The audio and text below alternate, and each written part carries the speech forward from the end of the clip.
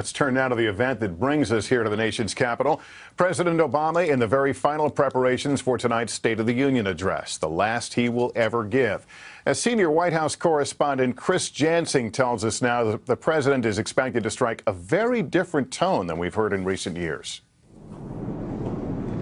For the last time preparing to address Congress and the nation about the State of the Union, a president trying to recapture the hope and change of when he first took office, despite the setbacks and gridlock that have helped turn his hair gray.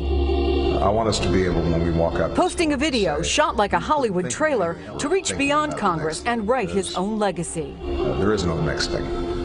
This is it. His message of optimism, trying to rise above the noise and anger of the 2016 campaign, as he told Matt Lauer on Today. Do you feel you're responsible for a certain hunger out there for the message that Donald Trump is putting out? Talk to me if he wins.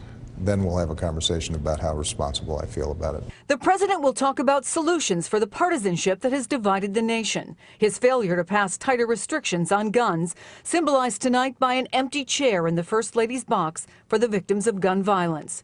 And a culmination more fearful of terrorism than at any time since 9/11.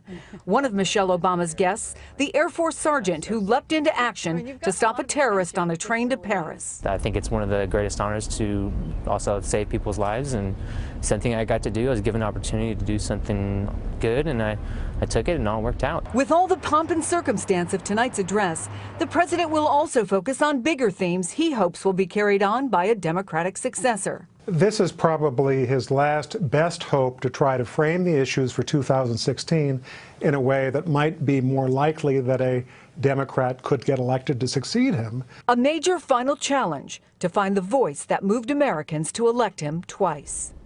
And we just got our first look at excerpts of the address. Tonight, the president will argue that the future we want will only happen if we fix our politics. Now, you won't hear him name Donald Trump or call out any other Republicans, but some senior aides have acknowledged to me that the Republican rhetoric absolutely played a part in how this speech was written.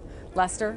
Chris Jansing, we'll see you with our coverage later of the president's speech. Hey, NBC News fans, thanks for checking out our YouTube channel. Subscribe by clicking on that button down here, and click on any of the videos over here to watch the latest interviews, show highlights, and digital exclusives. Thanks for watching.